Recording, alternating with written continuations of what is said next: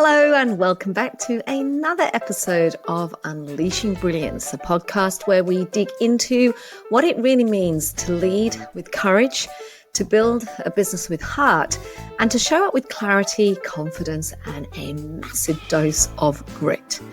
Now, today's episode is a little bit different because what I want to do today is approach it differently. Today, I am not the mentor, I'm the student. You see, over the last couple of years, my daughter Taya has stepped into adulthood with more intentionality and strength than I ever had at her age. And honestly, watching her has been like a living masterclass. She's not just finding her way, she's actually teaching me a few lessons that I actually never expected to learn at 53. And so today I want to share, oh my God, I just realized I gave my age away there, but there you go. So today I want to share 8 things I've learned from her, 8 lessons that have challenged me, humbled me, and 8 lessons that have inspired me to show up differently. So let's dive in. So the first lesson, self-care isn't selfish. Now, Taya moves every single day. She eats to fuel, not to fix, and she rests when she needs to, with no shame, no explanations, just commitment to her well-being. Meanwhile, if you really think about what I gave away there in my age, I grew up in the decade of models like Kate Moss, where it was all about being as skinny as you possibly could, living on lettuce leaves, trying not to eat too much. And for years, that was almost my DNA of monitoring and watching my food and obsessing about my body. I spent years subscribing from a work perspective to the hustle as worth culture. Work first, everything else eventually. And when Taya invited me to train for High Rocks with her, I thought, yeah, sure, how hard can it be? 3 minutes into the warm-up, and honestly, I'm regretting every single life choice that I'd made while she's jogging backwards and laughing. You see, it wasn't just about fitness, it was about respecting my body enough to fuel it well, move it often, and listen when it whispers, way before it screams. And so the takeaway here for me at the age that I'm at now, and I want to share with you, is that you can't lead with brilliance if you're running on empty. The second lesson is one of learning to rest and not just work. One afternoon, I found her by the pool reading, music playing, sunshine on her face. And I said to her, don't you have stuff to do? And she looked up and smiled at me and said, yeah, but I'm doing this first. And just like that, bam, it was like a life lesson in a bikini. Because you see, rest in her world isn't something you earn, it's something you deserve. I, on the other hand, was taught that rest is a treat at the end of productivity, not part of it. And the truth here is that if you don't schedule your rest, your body's going to do it for you, usually by way of burnout.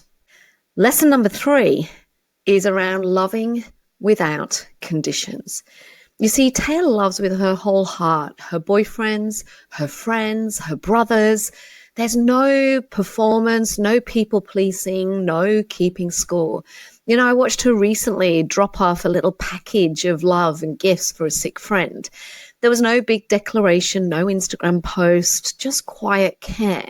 And it made me realize how often so many of us let love get transactional. I did this, so you should. Don't know if that sounds familiar. And she reminded me that love and care isn't a ledger, that the minute we start keeping track of it, we lose magic. And I want you to think about the people in your world, the people that you serve, your clients. How much magic are you actually sharing? How much unconditional love and care are you actually giving? Lesson number 4, and you've heard me talk about this many times, but it was so wonderful to have it reaffirmed, was this concept of say no first. When she said this at her tender age of 18, 19, it absolutely blew my mind because me, on the other hand, I'd grown up with say yes first. You see, Taya is crystal clear on her boundaries. She doesn't fear saying no. If something doesn't align socially, emotionally, or energetically, she's actually started opting out.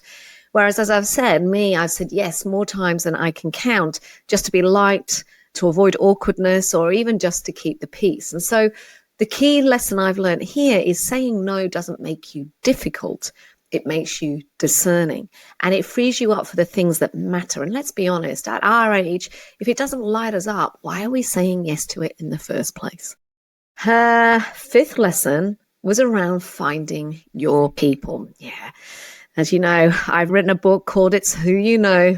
I'm not surprised that Taya reinforces this with much of the way that she makes her life choices. And at 19, she's already let go of friendships that no longer fit. She's had those tough conversations. She's felt the sting of being excluded, and still she's chosen alignment over approval.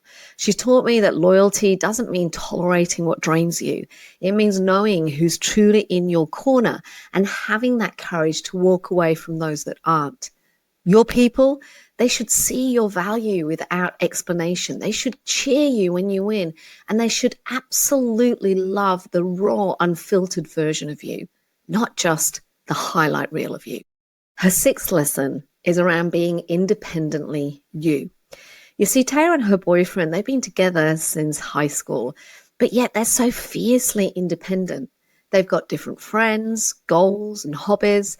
They support each other without merging into, one big identity blob. And I love that, because in my generation, particularly as women, we were often praised for sacrifice, as if giving up who we were was a badge of honor. But I know that the best relationships are two whole people choosing to grow together, not losing themselves in the process. Her seventh lesson, ask for what you want. Whether it's a better shift, a pay rise, or a spot on a team, she asks calmly, confidently, even when she's absolutely terrified. I've watched her send an email requesting a pay review. My inner voice was screaming, wait, that's too bold. Only because she's my daughter, because I tell any of my clients to go for that. But she pressed send, and a week later, that pay rise was approved.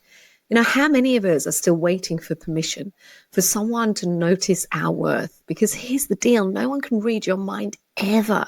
If you want something, you've got to ask for it. And her final lesson, number 8, is to go for what you want. When she wanted early entry to uni, she applied. When she wanted to join the surf boat team, she trained harder. When she wanted to transform her health, she didn't overthink, she simply got started.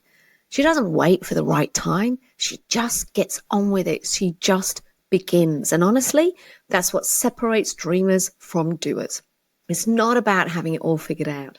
It's about taking that first step and then the next and the next and the next, even when you're scared, even when you don't feel ready, because clarity comes through action, not contemplation.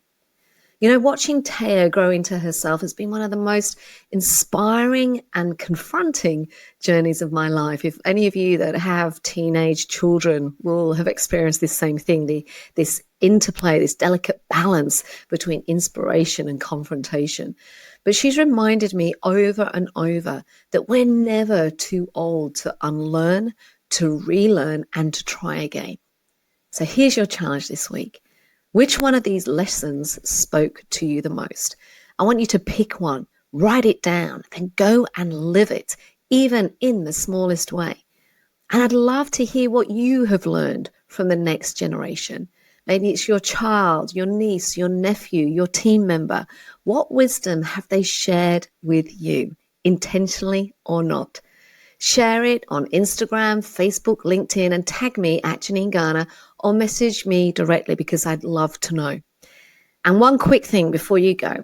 If this episode hit home, please tap those 5 stars on whatever platform you're listening to or watching this podcast on, and leave me a quick review, because it helps more amazing people find this show. And honestly, it means so much to me. Until next time, please be kind to yourself, say no when it matters, and go after the life you want.